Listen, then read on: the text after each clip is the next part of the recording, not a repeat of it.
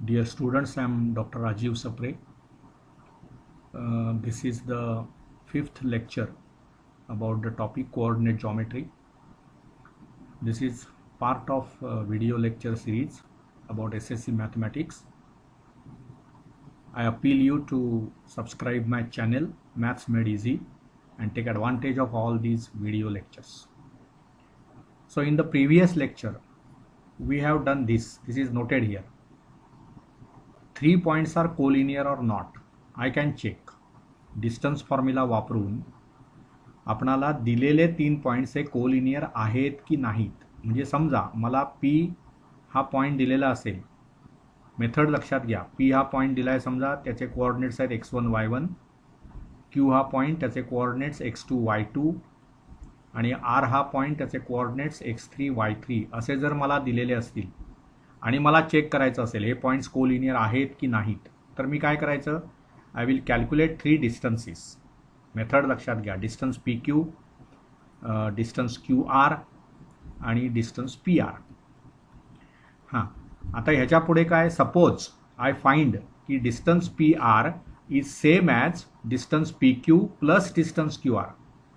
म्हणजे असं समजा मला मिळालं distance P R is same as distance P Q plus distance Q R, किंवा मला समजा असं मिळालं की इकडे समजा मी आता डिस्टन्स असं हेच असेल असं नव्हे ना, ही एक वन पॉसिबिलिटी.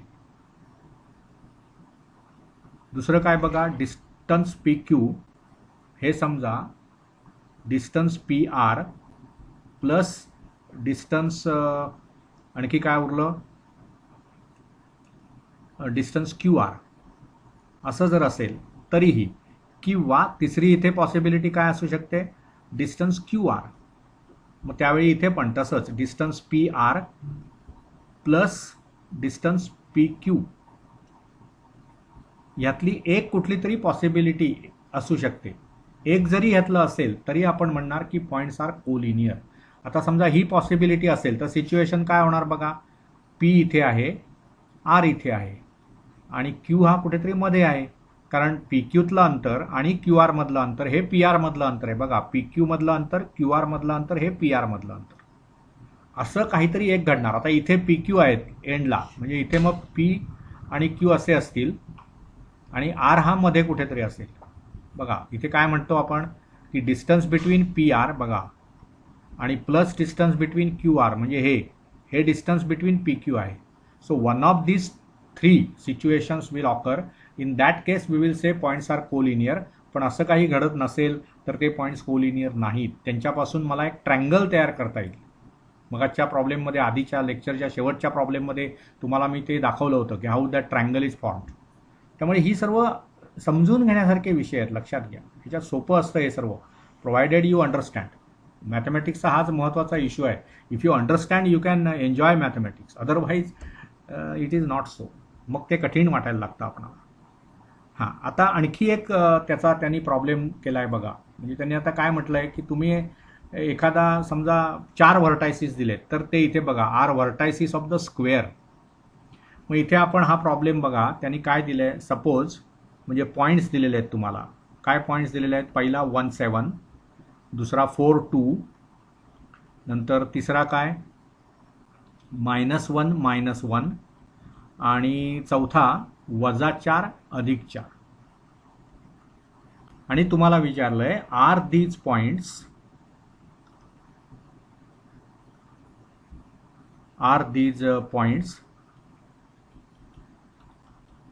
व्हर्टायसिस of square. स्क्वेअरचे व्हर्टायसिस आहेत का, व्हर्टायसिस ऑफ स्क्वेअर. मग आता बघा, स्क्वेअर म्हणजे काय, स्क्वेअर म्हणजे चौरस. मग आता समजा मी इथे एक डायग्राम काढतो. हा समजा तुमचा चौरस आहे, ओके. आणि suppose I give names here. This is suppose point A की whose coordinates are 1, 7. Then point B, coordinates are 4, 2. Then point C, coordinates are -1, -1. And then point D, coordinates are -4 +4. आता हा स्क्वेअर आहे असं जर मला सिद्ध करायचं असेल तर तुम्हाला चौरसाच्या सर्व प्रॉपर्टीज माहिती पाहिजेत. चौरसामध्ये काय असतं, सर्व बाजूंची लांबी समान असते, बरोबर आहे ना. सर्व बाजूंची लांबी समान असते आणि त्याचे जे कर्ण असतात, चौरसाचे जे कर्ण आहेत ते कसे असतात, दे आर कॉन्ग्रुएंट, बरोबर ना. म्हणजे diagonals are congruent and all the sides are equal. बघा आता ह्याच्या डायगोनल्स काय होणार बघा, ही जी डायग्राम आपण काढलेली आहे ह्याच्यामध्ये त्याच्या डायगोनल्स म्हणजेच हे B to D, this is one diagonal आणि मग ही दुसरी डायगोनल होईल.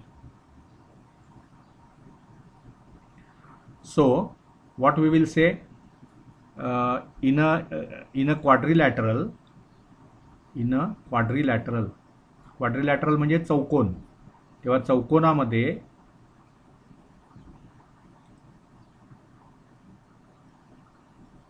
if all sides are equal,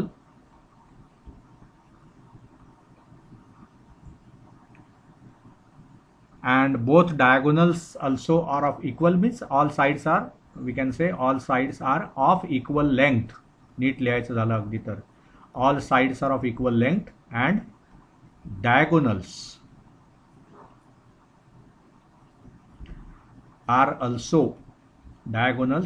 also of equal length.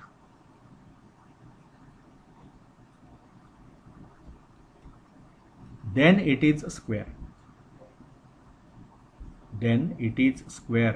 हे तुम्ही पूर्वीच्या इयत्तांमध्ये शिकलेले आहात. So we must remember all this. Square म्हणजे काय, रेक्टँगल म्हणजे काय, रोम्बस म्हणजे काय, पॅरलेलोग्रॅम म्हणजे काय, देन म्हणजे या सर्व जॉमेट्रिकल फिगर्स ज्या आहेत, ट्रॅपेझियम तुम्ही शिकलेला आहात, ह्या सर्व काय फिगर्स आहेत, त्यांच्या प्रॉपर्टीज काय आहेत, ह्या सर्व मला माहिती पाहिजे. तर आता इथे बघा, all in a quadrilateral if all sides are of equal length, म्हणजे आधी मला काय जबाबदारी माझ्यावर आहे की ह्यांना आधी नावं द्या. So let we will say let A1,7, B4,2, C-1, -1 and D-4,4 be given vertices, be given what we can say, be given points. Now one by one we will calculate. AB ची length आधी काढूया, पटापट करा ते. AB ची length काय येईल बघा, A चे कोऑर्डिनेट्स आहेत 1,7, B चे आहेत 4,2, बघा 1,7, 4,2, त्यामुळे 1 - 4, better you write 1 - 4 bracket squared plus 7 - 2 bracket squared. So what is that? It is root of 1 - 4 म्हणजे किती झाले, -3, त्याचा स्क्वेअर 9 आणि 7 - 2 5, त्याचा square 25. So it is root of 34. Then BC काढा. BC आता किती येईल बघा, BC, B आणि C चे कोऑर्डिनेट्स बघा 4, 2, -1, -1, त्यामुळे काय होणार बघा, 4 - -1, 4 - -1 म्हणजेच किती होणार, 4 + 1 ब्रॅकेट स्क्वेअर्ड प्लस 2 - -1 म्हणजेच 2 + 1 bracket squared. So what is this, this is what, हे 5चा वर्ग 25 आणि 2चा वर्ग 2 + 1 3चा वर्ग 9. So again it is root of 34. Then BC AB झालं. आता CD काढा. CD काय होईल बघा, C आणि D चे कोऑर्डिनेट्स वापरायचे तुम्हाला. C आहे -1 -1, D आहे -4 4, त्यामुळे पहिलं काय होईल, -1 -4, that means -1 + 4 bracket squared plus आता -1 - 4, -1 - 4 ब्रॅकेट स्क्वेअर्ड, म्हणजेच हे काय झालं, -1 + 4 म्हणजे 3 झालं, त्याचा वर्ग 9 आणि -1 - 4 - 5 त्याचा वर्ग 25, म्हणून एकूण झालं वर्गमुळात 34. आणि शेवटी मग AD. ADच्या बाबतीत काय होईल बघा, A आणि Dचे कोऑर्डिनेट्स, A म्हणजे 1 7 आहे, D वजा 4 4 आहे, त्यामुळे 1 मायनस मायनस 4 म्हणजेच 1 प्लस 4 ब्रॅकेट स्क्वेअर्ड आणि प्लस किती होणार 7 minus 4 bracket squared, 7 minus 4 bracket squared. So किती झालं हे बघा पुन्हा, हे 1 प्लस 4 1 प्लस 4 5 झालं, त्याचा स्क्वेअर 25, 7 वजा 4 3, त्याचा square 9. So this is root of 34. So all the sides are equal.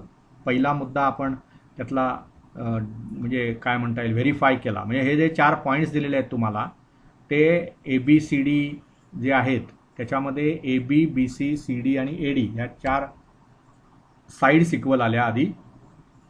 आता काय करूया आपण, त्याचे डायगोनल्स जे आहेत, म्हणजे अजून आपण आता 2 गोष्टी कराव्या लागतील. डायगोनल्स कोणत्या आहेत बघा, AC आणि BD.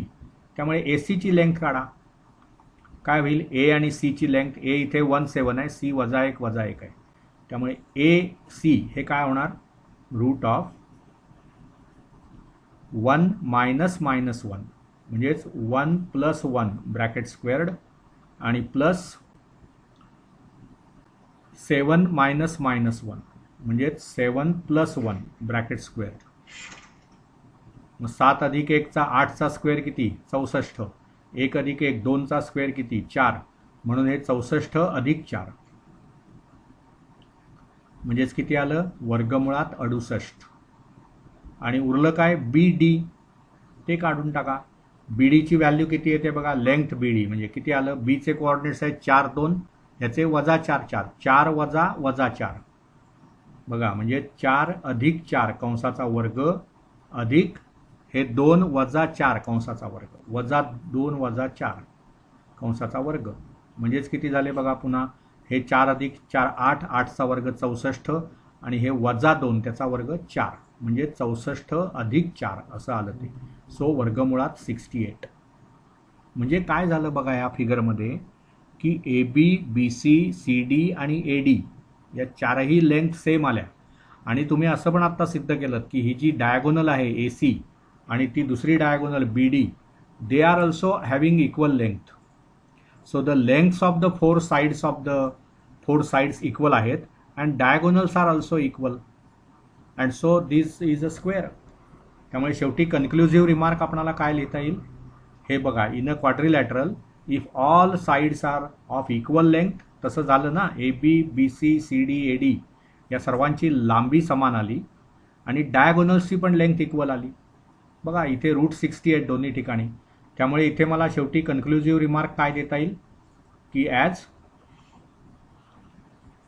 So we can say this now as, काय लिहिता येईल मला, AB is equal to BC is equal to CD is equal to AD. Okay, that is okay. And also what, AC and BD are equal. AC is equal to BD, that is lengths of 4 sides are equal. Lengths of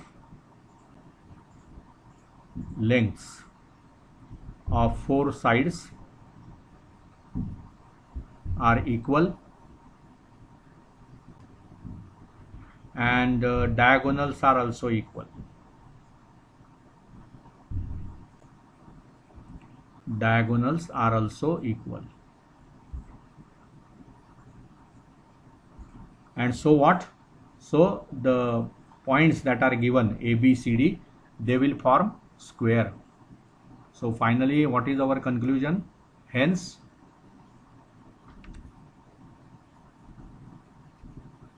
so now what we can say, because of this calculations and whatever observations we have, we can say hence points ABCD form square.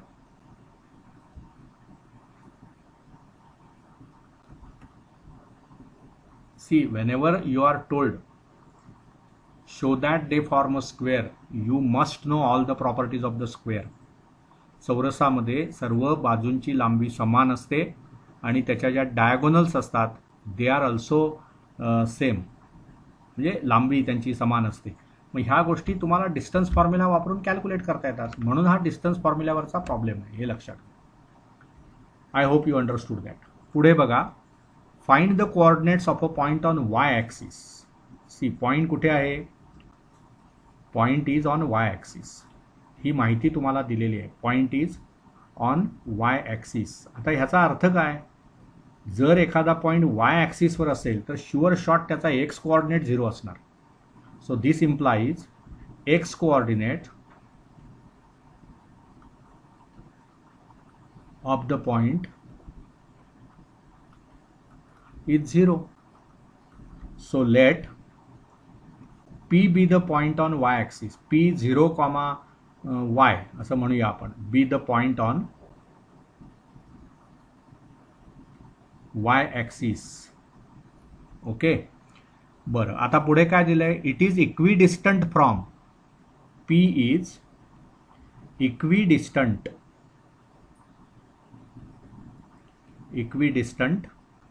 From which 2 points, M पहिला point -5, -2 आणि दुसरा point N 3, 2.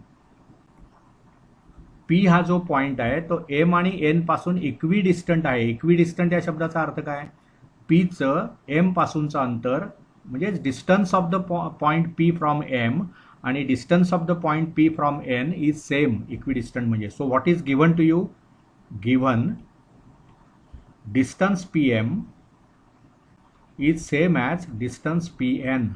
This is given. मग distance formula वापरा. म्हणजेच काय होणार, जर PM आणि PN इक्वल असतील तर लगेच आपण, म्हणजे थोडक्यात आपण D असं लिहित नसतो, PM is equal to PN implies what, त्यांचे वर्ग पण इक्वल असणार. PM square is equal to PN square असं मला लिहिता येईल. स्क्वेअर घेतल्यामुळे काय होतं, आपल्याला रूट साईन अवॉइड करता येते. मग आता बघा, PM स्क्वेअर किती येणार, रूटमध्ये आता काय लिहिण्याची गरज नाही, आपण स्क्वेअरच करतो आहोत. मग काय होईल बघा, Pचे कोऑर्डिनेट्स आहेत बघा, Pचे कोऑर्डिनेट्स आहेत 0, y. Mचे कोऑर्डिनेट्स आहेत -5, -2, -5, -2 आणि Nचे कोऑर्डिनेट्स आहेत 3, 2. मग आता काय होईल, PM स्क्वेअर म्हणजे काय होईल, 0 -5, 0 + 5 त्याचा स्क्वेअर प्लस y -2 म्हणजेच काय होणार ते y + 2 त्याचा स्क्वेअर. आणि PN स्क्वेअर हे काय होणार, Nचे कोऑर्डिनेट्स 3, 2 आहेत ना, त्यामुळे 0 -3 bracket squared plus y -2 bracket squared. ठीक आहे, म्हणजे हे आपण 1 म्हणूया आणि हे 2 म्हणूया. मग आता 1 आणि 2 इक्वल आहेत, दिलेले आहे आपल्याला, हे पाहिजे तर A म्हणा तुम्ही. So from capital A PM square is equal to PN square. म्हणजेच काय होणार, हे 0 + 5 कंसाचा वर्ग म्हणजेच 25 plus y + 2 bracket squared is equal to हे 0 - 3 -3 चा वर्ग म्हणजे किती झाले 9 आणि प्लस PN स्क्वेअर म्हणजेच काय y -2 कंसाचा वर्ग. हे दोन इक्वल आहेत असं आपल्याला मिळालं, याला आपण 3 म्हणूया. Okay, so now using these facts we have to calculate that y. आपण त्याचे कोऑर्डिनेट्स Pचे काय मानले 0y. So if you get value of y everything is done. Okay, so for that now you have to make some calculations. Okay, so I will erase up to this. हां, मग आता काय होतात calculations बघा. पहिलं आपल्याला काय काढायचं आहे, हे बघा 25 अधिक आपल्याकडे लेफ्ट हँड साईड जी आहे ती आहे 25 प्लस y + 2 ब्रॅकेट स्क्वेअर्ड आणि is equal to 9 plus y -2 bracket square. आता हे एक्सपांड करा, 25 प्लस y + 2 स्क्वेअर किती होईल y स्क्वेअर प्लस 4y + 4. कुठला फॉर्म्युला वापरला आपण, ए प्लस बी कंसाचा वर्ग, काय फॉर्म्युला आहे, ए स्क्वेअर प्लस 2ab प्लस बी स्क्वेअर, ते वापरून हे आलं. वाय स्क्वेअर मधल्या टर्म म्हणजे काय असते, दोघांचा गुणाकाराची दुप्पट, मग दोघांचा गुणाकार 2y त्याची दुप्पट 4y आणि प्लस 2चा स्क्वेअर 4. इथे काय होईल 9 प्लस इथे y मायनस 2 आहे त्यामुळे काही फरक नाही पडत, वाय स्क्वेअर मायनस 4y होणार आणि प्लस 4. मग आता हे काय होईल बघा, वाय स्क्वेअर प्लस 4y आणि हे 25 आणि 4 29 प्लस 29 इज इक्वल टू काय होणार, हे वाय स्क्वेअर्ड मायनस 4y आणि काय होणार, हे 9 आणि 4 13 झालं. मग हे वाय स्क्वेअर दोन्ही बाजूचे मला कॅन्सल करता येईल, हा वजा 4y इकडे आणा म्हणजेच लेफ्ट हँड साईडला होईल 4y प्लस 4y आणि हे 29 राईट हँड साईडला न्या. So that will be 13 minus 29, 13 minus 29 is minus 16. त्यामुळे काय झालं बघा, 8y is equal to minus 16. So y is equal to minus 2. We got y to be minus 2. मग तुम्ही पॉईंट काय मानला होता, तो 0,y p हा जो पॉईंट तुम्ही मानलात वाय ॲक्सिसवरचा, त्याचा एक्स कोऑर्डिनेट 0च असणार. सो नाव आपण काय मानलं होतं, p वॉज 0,y पण त्याच्यामध्ये y ची व्हॅल्यू -2 आली. सो रिक्वायर्ड पॉईंट काय असणार आहे, 0,-2. This is the required point because it calculates distance. म्हणजे हा जो पॉईंट आहे पी तो इक्विडिस्टंट आहे, म्हणून शेवटचं वाक्य तुम्हाला लिहिलं पाहिजे. काय लिहिलं पाहिजे बघा, so what we can say, okay, so we should write it here.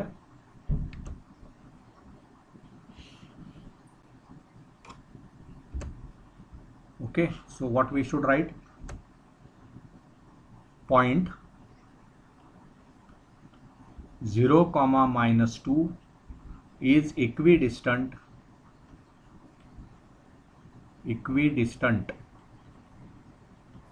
from m -5 -2 and n 3,2. This is the answer. So equidistant याचा अर्थ इक्वल अंतर असलेला, इक्वल अंतरावर, म्हणजे एम पासून त्याचं अंतर आणि एन पासूनचं अंतर सेम आहे. म्हणजेच मला काय क्ल्यू मिळाला, डिस्टन्स पी एम आणि डिस्टन्स पी एन सेम आहेत. आणखी एक त्यांनी क्ल्यू दिला होता की P is the point on y axis, म्हणजे जो पॉईंट तुम्ही शोधणार आहात तो वाय ॲक्सिसवरचा पॉईंट आहे आणि वाय ॲक्सिसवरचा असल्यामुळे त्याचा एक्स कोऑर्डिनेट 0 असणार, म्हणून तो आपण 0,y घेऊ शकलो. तो जर मला मिळाला नसता, तो वाय ॲक्सिसवरचा आहे हे सांगितलं नसतं, तर मला दोन्ही घ्यावे लागले असते, म्हणजे x,y असं घ्यावं लागलं असतं. आणि मग एकाच इक्वेशनचा वापर करून मला 2 व्हॅल्यू कधीही काढता येत नाही. मॅथ्समध्ये हे कायम लक्षात ठेवा. If I want to find 2 values I must have 2 equations involving those variables. But if you have to calculate 2 values and only 1 equation in those 2 variables we have, you can never calculate unique value of that. त्यामुळे ह्या गोष्टी नीट लक्षात घ्या.